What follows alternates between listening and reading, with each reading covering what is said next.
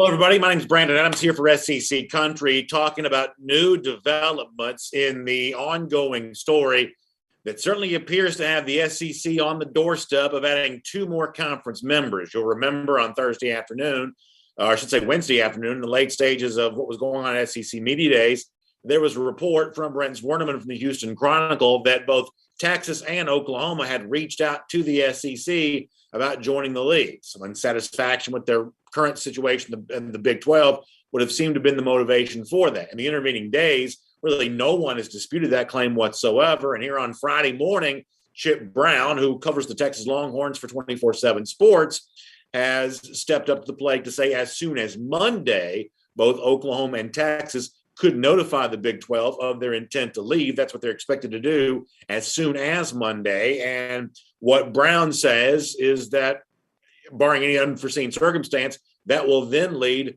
both the Longhorns and Sooners to eventually join the SEC. Zwerneman, in his original report from the Houston Chronicle, said all of this could play out in a matter of weeks. And certainly that seems to be bearing out to be true as all the dominoes on this are falling very fast. Of course, in the world of the SEC, in the immediate aftermath of the report from the Houston Chronicle on Wednesday, you had Texas A&M speaking up very loudly about this, the one league institution that has been outspoken thus far. A&M Athletic Director Ross Bjork at SEC Media Days, either as luck would have it or intentionally, depending on your perspective on all of this. Bjork was there to say that that Texas A&M wants to be the only Texas school in the SEC. So thus far, very loudly and very publicly, Texas A&M has spoken out about their desire not to have the Longhorns, and I guess by proxy the Sooners there as well, be a part of this. But no one else in the SEC has really stepped up to say that yet at all. The rest of the league schools have been fairly quiet about this. SEC Commissioner Greg Sankey has had a number of opportunities to speak about this on the record, and in every one of these instances, including yesterday on Thursday in an appearance on the Paul Feinbaum show, has essentially no commented his way through all of this, saying that he only wants to focus on the 2021 season for right now. All of this leads to an obvious question, that when a story like this first bubbles up, the way that it was by Zwerneman on Wednesday, it almost has the ring of kind of being the sort of crazy talking point that comes up during this time of year. We kind of think of as talking season. You may even kind of put this in the same category of Auburn to the SEC East, or some of those things that kind of bubble up and then kind of disappear because those who talk about college football for a living kind of maybe don't have anything else to talk about. So I think initially some folks thought, well, maybe this Texas-Oklahoma thing would be that kind of thing. But everything that has happened since the initial report has only seemed to accelerate this process. It is well on its way to occurring, it would certainly seem. In fact, another respected reporter in the state of Texas, a guy named Kirk Bowles, who works for the Austin American-Statesman, has said at this point in time, the only person with any power to stop this from taking place may very well be Texas Governor Greg Abbott. And Bowles speculated on Twitter that it's likely that Abbott's known about this for quite some time. So the fact that he hasn't stepped in yet may suggest that he's not going to. Of course, there are plenty of folks with political power in Texas who have spoken up about this, those with connections to Texas Tech specifically. But at this point, they may rattle sabers, they may complain, but there may ultimately not be anything they can do about that. So to sum all of this up, starting on Wednesday, reports of Texas and Oklahoma reaching out to the SEC. Today, here on this Friday, reports of Texas and Oklahoma planning to notify the Big 12 that they are leaving the league. Thursday was also a pivotal day because there were a number of reports that chronicled every detail of this, an invited meeting, which each of the 10 Big 12 schools were invited to be a part of, and yet 8 were there. Texas and Oklahoma were not present, which is kind of funny since they were the subject of the entire meeting, but representatives from Oklahoma and Texas were not at this meeting, furthering what is now more than speculation, what is now just a process that's playing out in front of all of our eyes, that it certainly appears that Texas and Oklahoma are leaving the Big 12, and as of right now, the most likely landing spot and the only landing spot that anyone has mentioned with any degree of specificity is the SEC. I'm going to take a lot of your comments about this on both Facebook and YouTube because SEC fans will no doubt be weighing in a big way. And I think the important thing to note here is is that there is a reason to be for this if you're an SEC fan. Obviously, the stature of the league is growing, and the SEC now makes leagues like the ACC and the Big Ten look minor league by comparison. The Pac-12 hasn't been very relevant in these kinds of discussions for quite some time. And for all intents and purposes, the Big 12 likely will no longer exist. So clearly the SEC has grown in stature because of this, and some of the league's fans may be proud of that. But on the other side of this, whether you be a traditionalist that just sort of likes things the way they've been, or from a practical standpoint, you enjoy the schedule that your team plays each and every year, if you add Texas and Oklahoma to this league, making it a 16-team league, somehow, some way, the schedule your team plays each and every year in football is going to be far different. You'll either no longer be a part of a division anymore because, let's face it, if you have 2 8-team divisions, that's fairly unwieldy. Even if you bring in a ninth conference game, most of the rest of the division you'd almost never play, at least not on a regular basis. So some have said, well, that maybe makes it more important to add 4 4-team divisions, or what has been called pods. You saw the SEC network kicking around the idea of pods the other day, the kind of thing where you play the teams that are most closely aligned with you and then a rotational basis of playing the rest of this league. And that might be a good thing. Maybe it's not, but it is certainly far different from what SEC fans have grown accustomed to enjoying over the course of recent years. So this is a very different thing all the way around, and the kind of thing that there will certainly be lots of chatter and discussion about. So we'll take some of your comments on Facebook. We'll take some of your comments on YouTube.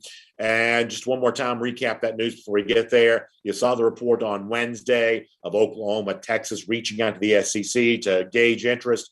Now you see the report from 24/7 Sports here on this Friday that Oklahoma and Texas plan to notify the Big 12 they are leaving, and the SEC is the expected landing spot there. This could happen sooner rather than later in a matter of weeks, not months or years. I'll also point this out, one more fact, then we'll roll in, get some opinions from you, that there is in the Big 12 what's called a grant of rights agreement. That's essentially a TV deal, for lack of a better phrase. It runs until 2025, and there was a report in The Athletic on Friday morning that both Texas and Oklahoma might be willing to wait that span of time out to leave the league to avoid paying 70, or I think it's 70 or $80 million.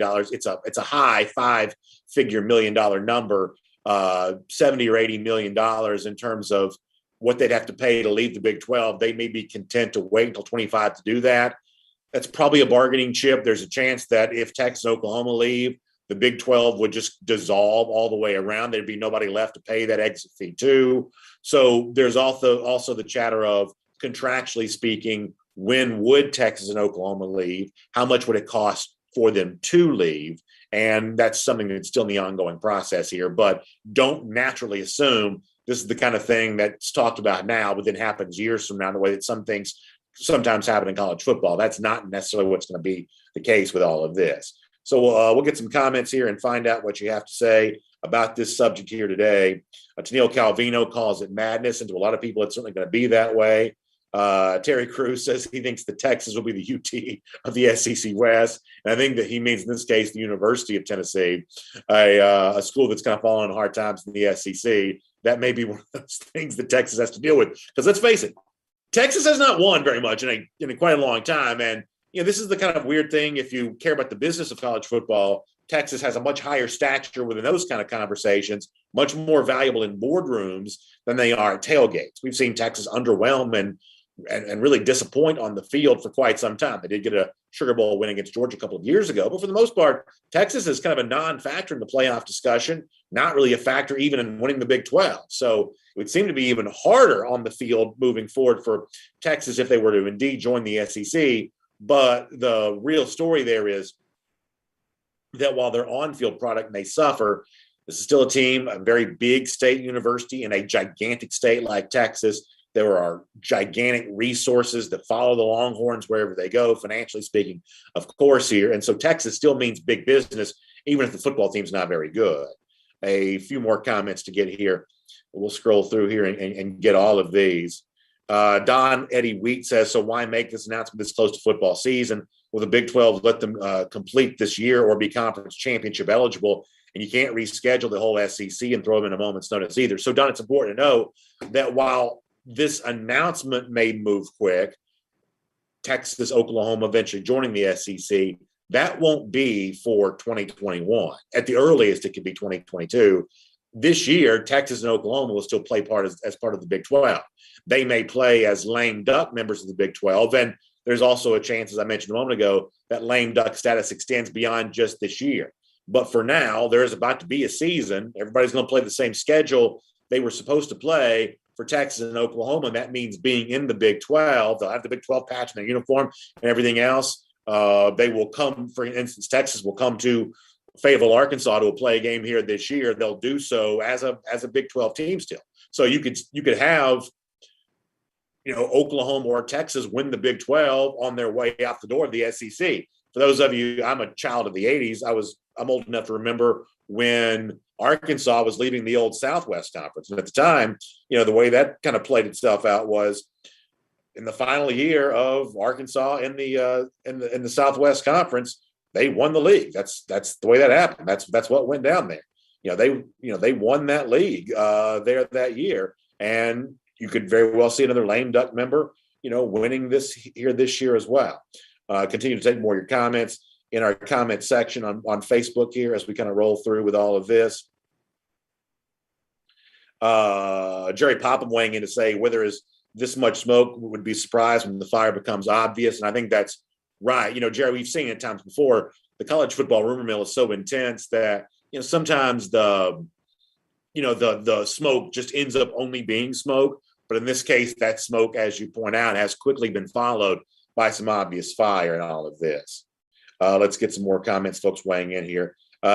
Chase and Jesse Barbie says, I'm all for it. Two great teams with lots of tradition. That's a must for the SEC. Now, if we can only ditch Vanderbilt. So that's obviously what some people would like to do. And what Jesse, bring up here is what some people are going to say, that, you're talking about an Oklahoma team that's been a fixture in the college football playoff, a Texas team that has unbelievable stature. Up until now, they've had their own TV network, for instance. They would have some value as being a college football independent.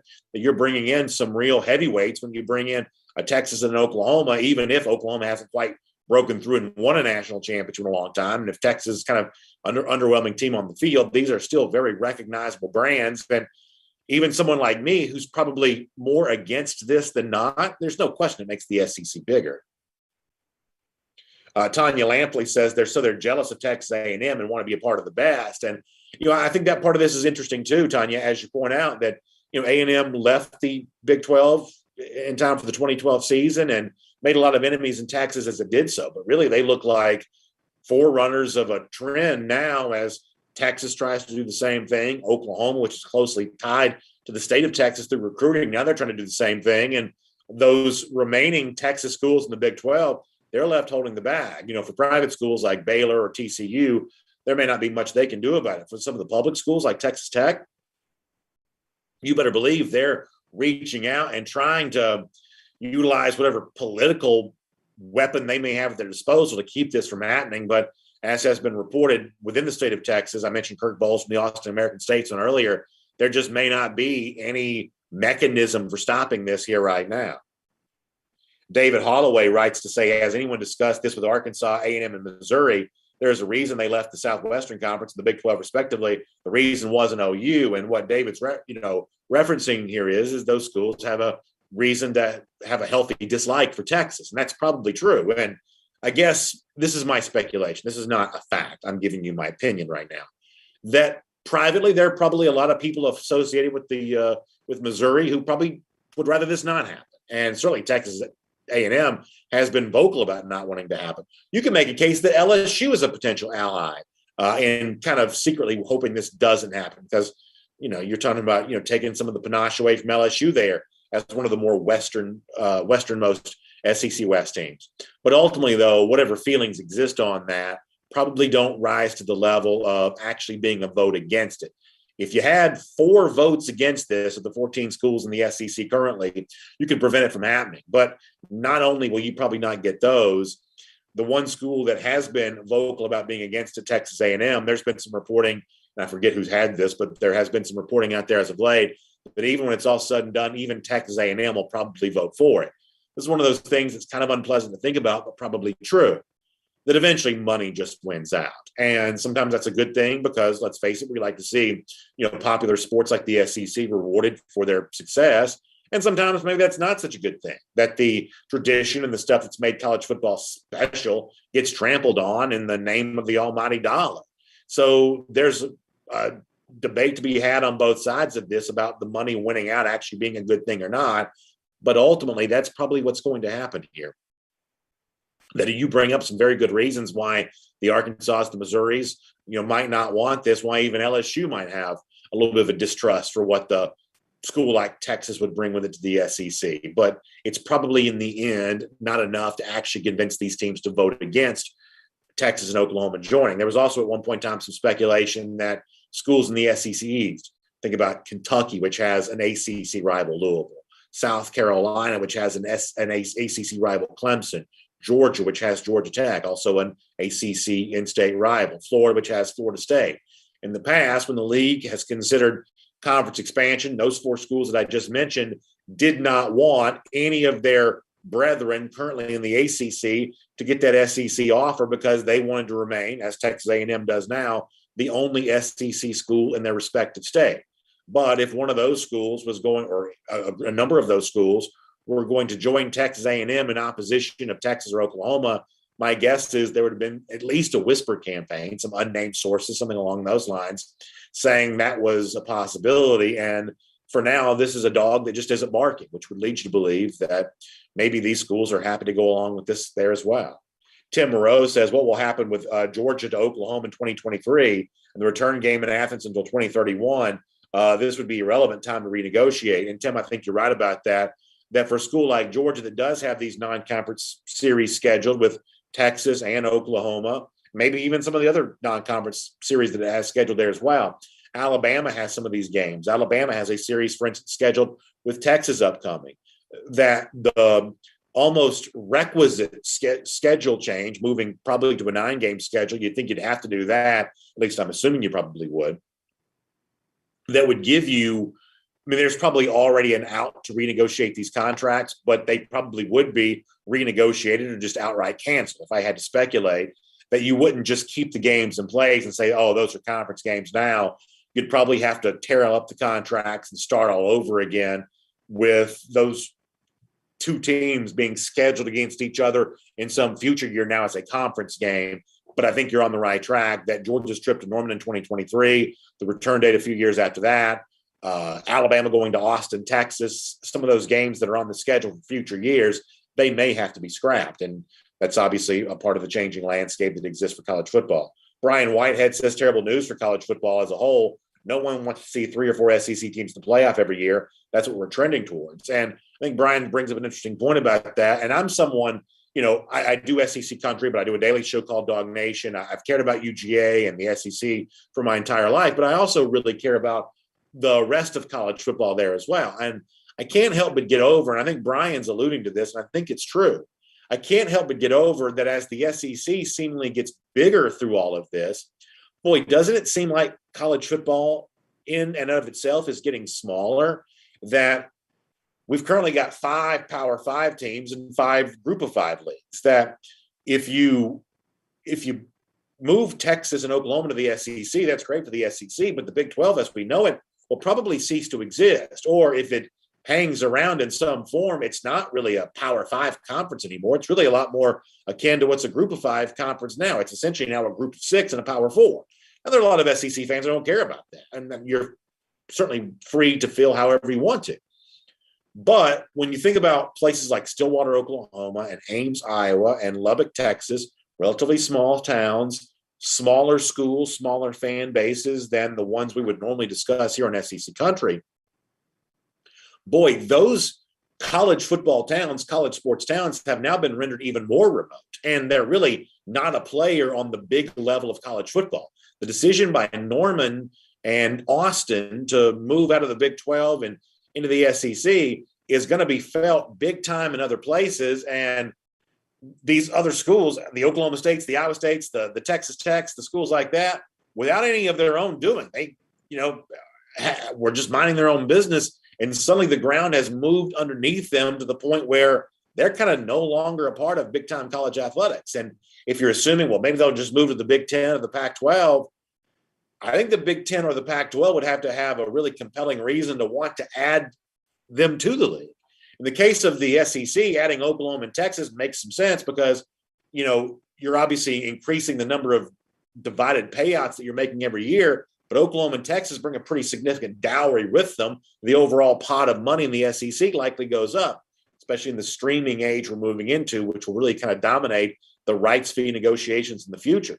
But some of those other schools now looking for a new home, they just don't bring or command the same level of financial strength. And because of that, they may not have nowhere to go. They may not have anywhere to go. And if you want to just openly speculate here for a moment, I think one of the things this leads you to is the possibility that some unforeseen thing may happen in response to this. That if you're the ACC or the Big Ten, for instance, you want to try to do whatever you can to keep pace with the SEC. But as you watch the SEC become this 16-team super conference, there's really no other super teams to go out and grab other than maybe Notre Dame to make Big Ten or the ACC feel like a super conference that all of a sudden this is just speculation, but are these leagues forced to try to poach from each other as a way of just fighting for their own survival in a day and age where a big league like the SEC just got dramatically bigger?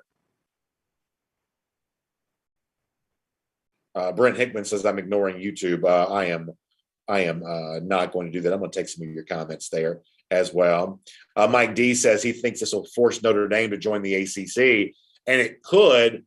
It certainly would force the ACC or the Big Ten to really sweeten their offer, whatever arrangement they can negotiate to make it worth Notre Dame's interest. It'll now be a strong motivation for the ACC or the Big Ten to do that. I guess it remains to be seen if Notre Dame's moved by this. It seems like, because remember, Jack Swarbrick, the Notre Dame athletic director, was a part of the committee that has recommended a 12-team playoff expansion.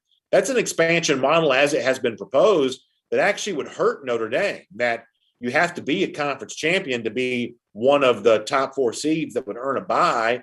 And Swarbrick was a part of those recommendations. And for now, Notre Dame seems fine with that. So that either means that behind the scenes, Notre Dame knows it'll eventually be a part of a conference, or it's fine still being an independent, even if there are some competitive disadvantages to doing. I think there's a couple different ways to read into that.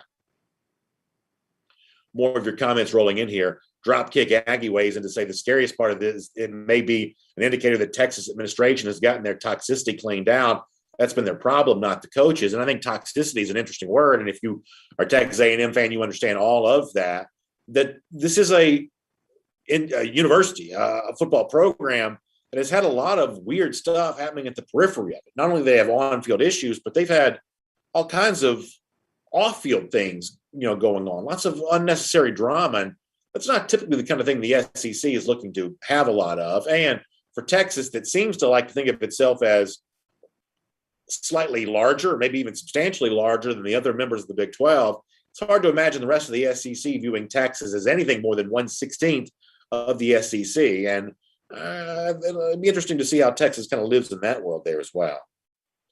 Brent Hickman, once again, saying I'm only doing Facebook comments. Sorry if you feel like I got stuck over there too long. Cliff Nelson checks in to say that Texas and Oklahoma should go to a conference that only has 10 teams. The SEC is good for now as it is. It is really interesting to me. You've obviously, all in our comments here today, you've heard from some SEC fans who seem to be fairly excited about all of this. But there's a huge number of SEC fans who don't seem to want this, even though it's the SEC getting bigger, the SEC getting stronger, the SEC literally devouring another Power 5 league. And for a league that typically has as much pride as one can have, boy, it's very interesting. I mean, I'm right there with you. I'm a SEC fan. I'm really no different than many of you. I'm an SEC fan. I don't like it really all that much either. It's very, very interesting how not supportive a lot of SEC fans are about this. And certainly not because anybody's scared of Texas or Oklahoma. Oklahoma's been dragged by SEC teams over and over again for years. So it's not about being scared of Texas or Oklahoma. There's just not a lot of enthusiasm about this on the part of SEC fans. Boy, you better be careful. Better be careful with the SEC. Sometimes there's wisdom in crowds, and this big crowd here does not seem to think this is a great idea. Shadow says this is all crazy right now. Expected to declare their intent within 24 or 48 hours. Pretty wild here. Pretty wild. Let's see what else is going on. Brent Hickman, yeah, I know you're just messing with me. Listen, Brent, I need you and everybody else to kind of make sure I stay grounded here, right? You got to keep my head out of the clouds and make sure I'm taking care of all my comment sections and everything else. So I certainly appreciate that, Brent. Good stuff as always. Magoo 82. If I'm following here, I believe Magoo is giving us a great pro wrestling reference back to the Montreal screw job. Magoo 82 saying that he's hoping to see a Dallas screw job to keep Oklahoma from coming to the SEC with the Big 12 championship trophy. Can Iowa State play the Heartbreak Kid? Yeah, that's definitely a wrestling reference. And you may remember in the past, remember when this is a very dated reference, but I'm guessing Magoo may know where I'm going with this. You remember when Medusa came on Monday Nitro back in the day on TNT and had at that time the version of the WWF Women's Championship belt, and she threw it in the trash on Nitro? I mean, you almost get a version of that here if like one of these schools has the Big 12 championship, unless they do get screw jobbed out of it the way that Bret Hart would have back in Montreal. That maybe they show up in Hoover, Alabama with the Big 12 trophy and drop it in the trash. Magoo, if you keep talking that way, that's going to actually get me more excited about this. At that point in time, maybe this does become a good thing if you start getting some of that kind of stuff going on. That's pretty good stuff there. Alex Amerson on Facebook mentioning the Texas Longhorn Network. It has been reported by multiple sources that Texas would be willing to do away with the Longhorn Network if it came to the SEC, and it seems like it would almost have to. So that is that on that front. Jeff King says Texas ruined the Southwest Conference. Now the Big 12. Why the SEC want to take the chance with regards to them doing the same thing here? I think there's something to that. I really do. And look, there's just an authenticity and a kinship that the SEC has. And the more you move the geographic center of this league west, the more you bring in schools that really are not that great of a cultural fit. Texas does not fit culturally with this league as well as Texas A&M probably does. The more you do that kind of thing, I mean, the commenter says the word ruin.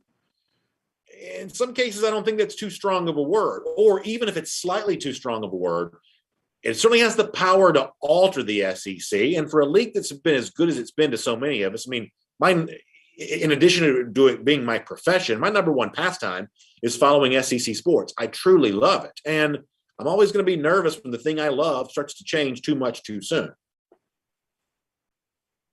Let's see what else. Adam Woodford says, initially heard the Sooners and Oklahoma State were a package deal. One doesn't leave without the other. Guess that's no longer the case. Yeah, I think the problem with that is that Oklahoma State, if I'm guessing here by trying to read and follow this as much as I can, and I will admit, even though I'm not really for this, I think the discussion itself is pretty fascinating. I don't get the impression there's anyone connected to Oklahoma State politically that has enough power to stop this. Even if T. Boone Pickens were still alive, I think that his power to prevent this from taking place is just probably he's rich, but maybe not quite powerful enough to get this done. In other words, he has great influence over Oklahoma State, but maybe not as much influence over the state of Oklahoma, if you get my drift on that. Jim Goldsmith says Georgia and Florida may vote no if it means moving Alabama into the SEC East. And obviously, if you kept divisions, that would be a possibility because as of right now, Tuscaloosa and Auburn are the two easternmost SEC West schools. And the convenient thing, if you did move Auburn and Alabama into the East, assuming there still is an SEC East, by the way, but the convenient thing about that is you'd be able to maintain the third Saturday in October against Tennessee and the Deep South oldest rivalry, Georgia-Auburn. You'd be able to maintain that if they were in the SEC East. But there is a very strong possibility there is no more SEC East or SEC West if this takes place, that you may have a radically different scheduling idea in mind. In fact, Greg Sankey did at least allude to that in an interview that he did with 24/7 Sports the other day. Kathy and Jerry Tapp mentioning the idea that West Virginia could be in the SEC too. It'd be closer to travel for away games, and Morgantown is a little closer than some of the schools that might be mentioned here. I think the problem for West Virginia is they just don't bring quite the cachet that a Texas or an Oklahoma bring with it. That that Texas is a gigantic fan base, even if it's a, underachieving football program. And Oklahoma, not quite as big a fan base as Texas is, but obviously it's one of the winningest programs in college football history. It's a very big brand because of its on-field success. Let's get a few more comments. We'll get ready to roll here.